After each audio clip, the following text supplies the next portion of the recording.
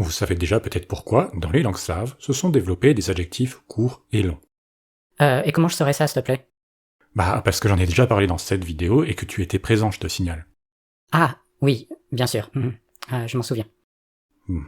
Très rapidement, disons simplement qu'un même adjectif pouvait être soit court, soit long. Le sens ne changeait pas, mais ce qui rendait un adjectif long était un pronom défini agglutiné à la fin de l'adjectif, qui ajoutait une dimension définie à cet adjectif. Et dans ces paires de deux adjectifs, l'adjectif court était donc indéfini. Et donc, un adjectif court avant un nom équivalait plus ou moins au fait de mettre, en plus de l'adjectif, un article indéfini en français ou en anglais, comme dans un bon enseignant, et un adjectif long équivalait au fait de mettre un article défini, comme dans le bon enseignant.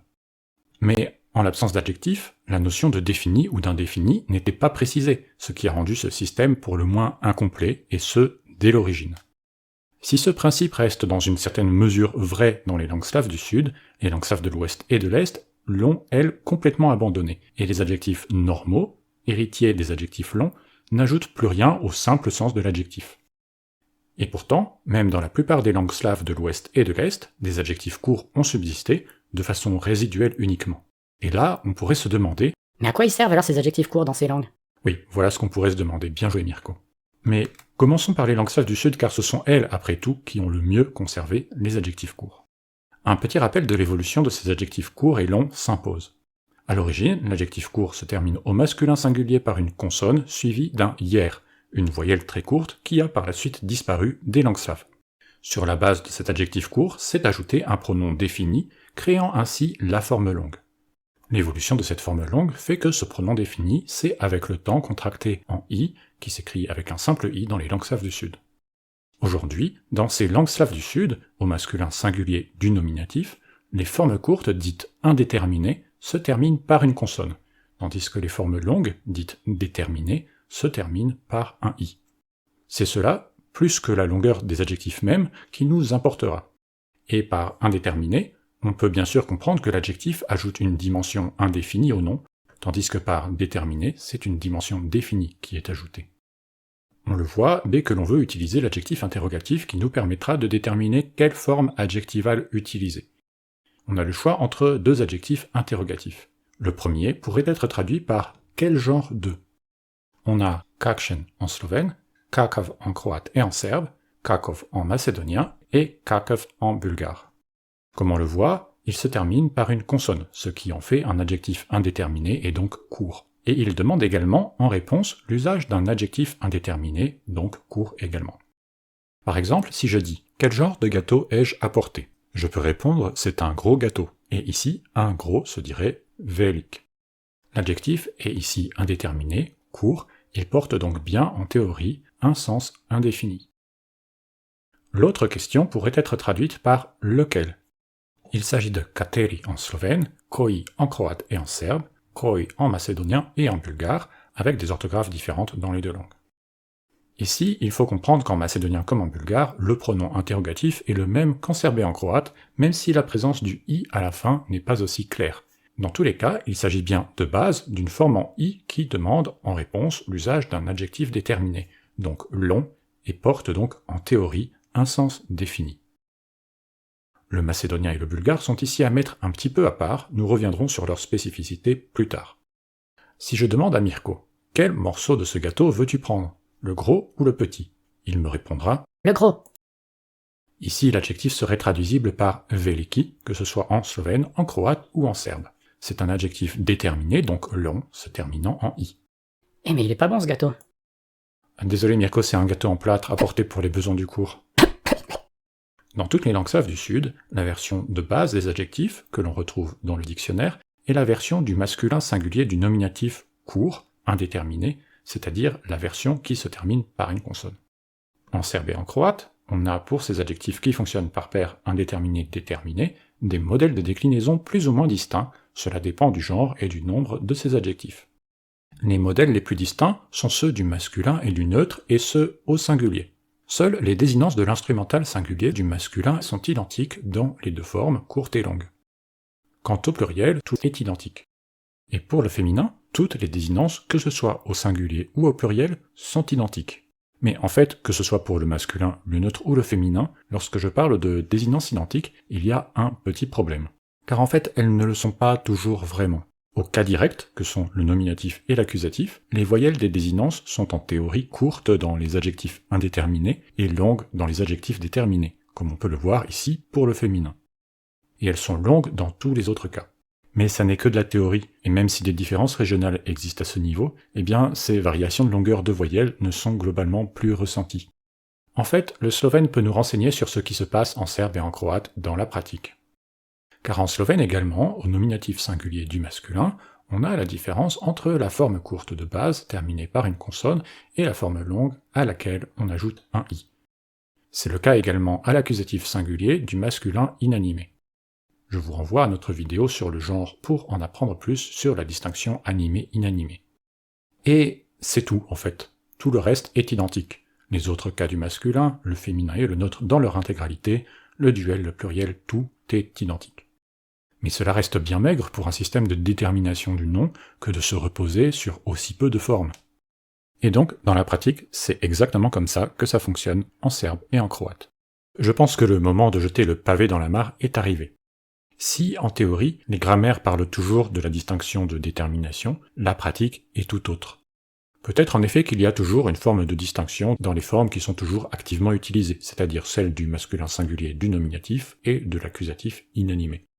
En tout cas, un usage intuitif de ces formes existe toujours bien, même s'il est parfois difficile de le relier à la détermination elle-même. Mais ici, il s'agit plus de mon sentiment qu'autre chose. Ce qui est certain, c'est qu'en serbe et en croate, le reste des formes courtes est tombé en désuétude ou presque. Ce que nous dit la grammaire du BCMS de Paul-Louis Thomas et Vladimir Ossipov à ce sujet est intéressant. L'opposition entre les deux formes n'est plus tant sémantique, c'est-à-dire entre détermination et indétermination, que stylistique, c'est-à-dire de style neutre ou recherché. Plus rare, la forme indéterminée a acquis un niveau stylistique soutenu à l'ouest, c'est-à-dire plutôt en croate, et archaïque à l'est, c'est-à-dire plutôt en serbe. Mais genre, même en serbe et en croate, où ils ont gardé toute la déclinaison pour les formes courtes, ces adjectifs ne servent à rien de rien en dehors du masculin, du nominatif et de l'accusatif? Alors, il y a un cas de figure où une forme déclinée des adjectifs courts, celle du génitif singulier, est utilisée. Si vous avez vu notre vidéo sur la façon de compter dans les langues slaves, alors vous savez peut-être de quoi il s'agit. Prenons ces quelques exemples en croate. Napisao sam dva velika komentara ispod videa. Cela veut dire j'ai écrit 2 grands commentaires sous la vidéo. Ou encore, Rozum Razum je upravo dobio 3 nova pretplatnika I 4 nova lajka. Que l'on pourrait traduire par Rozum Razum vient de gagner 3 nouveaux abonnés et 4 nouveaux likes. N'hésitez pas à en faire partie d'ailleurs, ça fait toujours plaisir. Dans ces exemples, on fait usage de numéros compris entre 2 et 4. L'adjectif utilisé après ces numéros a une forme inattendue. Il s'agit d'un adjectif court mis au génitif singulier. Pas l'accusatif pluriel, comme on pourrait s'y attendre dans ce contexte syntaxique, mais bien au génitif singulier. Après le numéral 1, on aurait pourtant bien eu un accusatif singulier dans ces exemples. Et après 5 ou plus, on aurait eu un génitif pluriel qui est une sorte de pluriel de groupe que l'on retrouve dans la plupart des langues slaves. Cet usage du génitif singulier n'a ici aucun rapport avec la distinction indéfini-défini, et donc ces adjectifs courts n'ont pas ici une valeur indéfinie particulière. En fait, le génitif singulier des adjectifs courts ressemble à une ancienne forme, celle du duel, ce nombre réservé à 2 éléments, qui vient donc se caser entre le singulier et le pluriel. Le duel a disparu en croate et en serbe, et ce faisant, il a laissé des traces, dont cette forme d'ancien duel qui s'est étendue à tout ce qui se trouve entre le singulier et le pluriel de groupe, c'est-à-dire à tout ce qui est associé aux numéros 2, 3 et 4. On parle parfois de bocal, c'est-à-dire un nombre pour compter peu de choses, des faibles quantités. Et comme il a bien fallu interpréter grammaticalement cette particularité, et que les adjectifs courts existent toujours en serbe et en croate, alors on a dit qu'après les numéros 2, 3 et 4, on met des adjectifs courts au génitif singulier. Ça fait mal à la tête quand même. Oh là, mais pas si fort s'il te plaît Mirko, moi aussi j'ai mal à la tête. Passons au macédonien et au bulgare, langues dans lesquelles, je le rappelle, il n'y a plus vraiment de cas. Les adjectifs ne peuvent donc être courts ou longs que dans ce qui était la forme du nominatif. Ces 2 langues ont une autre spécificité. Elles ont développé leur propre système d'articles définis. Ces articles viennent s'agglutiner à la fin des mots. S'il n'y a qu'un nom dans le groupe nominal, il s'agglutine à la fin du nom. Mais s'il y a un adjectif devant le nom, alors il s'agglutine à cet adjectif. Et si cet adjectif est au masculin singulier, alors c'est la forme longue qui est utilisée avant l'article défini. Cette forme longue n'apparaît donc pas seule, mais associée à cet article. Nous n'entrerons pas dans les détails de ce système ici, cela mérite une vidéo à part. Mais ce que l'on peut dire ici, c'est que les locuteurs du macédonien comme du bulgare disposent d'un système complet de détermination des noms, et que les adjectifs longs et courts y sont toujours associés, mais que ce ne sont plus vraiment eux qui portent la distinction, mais bien l'article défini qui s'est développé dans ces langues. Voici donc pour les langues slaves du Sud. Dans les langues slaves de l'Ouest et de l'Est, les choses sont plus simples et je ne rentrerai pas tant dans les détails.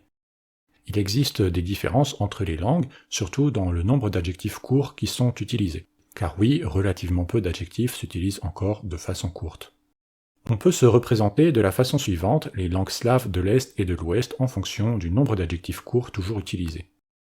Nous ne faisons ici référence qu'à ceux qui possèdent une version longue également, mais il existe dans ces langues encore un adjectif ou deux qui ne peut être que court. Le principal est l'adjectif rad que nous voyons ici dans les différentes langues. Il est utilisé pour marquer que le sujet aime quelque chose. Nous n'entrerons pas ici dans les détails de son usage un peu atypique. Mentionnons aussi les adjectifs utilisant le suffixe ov, qui sont des adjectifs courts auxquels nous avons déjà consacré une vidéo entière et qui n'entrent pas dans le système de paires d'adjectifs courts et longs que nous décrivons ici. Les autres adjectifs courts utilisés dans ces langues sont souvent les mêmes d'ailleurs, et en voici quelques exemples. Dans toutes ces langues, ces adjectifs ne sont jamais utilisés en tant qu'épithète, c'est-à-dire dans un rôle que l'on attendrait typiquement d'un adjectif qualifiant directement un nom. Ils ne sont utilisés qu'en tant qu'attribut, c'est-à-dire après un verbe d'état, typiquement le verbe être. Je rappelle que ce verbe être en polonais et dans les langues slaves de l'Est n'apparaît pas dans les phrases lorsque son sens n'est pas accentué. Regardez par exemple cette phrase dans différentes langues slaves de l'Est et de l'Ouest. L'adjectif a un rôle d'attribut. Le verbe être n'est pas présent dans toutes les langues, et la phrase pourrait être dans tous les cas traduite par Mirko est coupable. Hein? Mais coupable de quoi?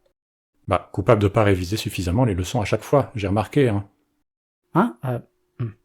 Ces adjectifs varient en genre et en nombre, mais n'ont plus de cas, ce qui est logique dans la mesure où, dans le rôle d'attribut, après un verbe d'état, le seul cas à pouvoir être utilisé est le nominatif.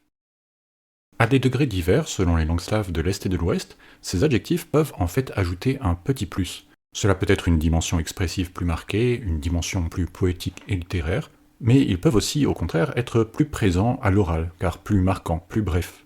Et en fait, c'est ça qui fait que ces quelques adjectifs courts aient échappé, au moins pour le moment, à la disparition totale, le fait d'apporter ce petit plus, une petite nuance que les adjectifs longs ne possèdent pas. Un exemple de cela peut être trouvé en russe et en tchèque, où ces adjectifs courts expriment parfois un état passager, tandis que l'adjectif long équivalent exprime un état plus permanent. On le voit dans ces exemples où Mirko est associé à un adjectif qui veut dire « en bonne santé ». Lorsque c'est l'adjectif court qui est utilisé, alors c'est un état passager dont il est question. Et Mirko, en fait, ici, est en bonne santé, mais dans le sens où il est rétabli, il est guéri. Cela implique donc qu'il était malade un petit peu plus tôt.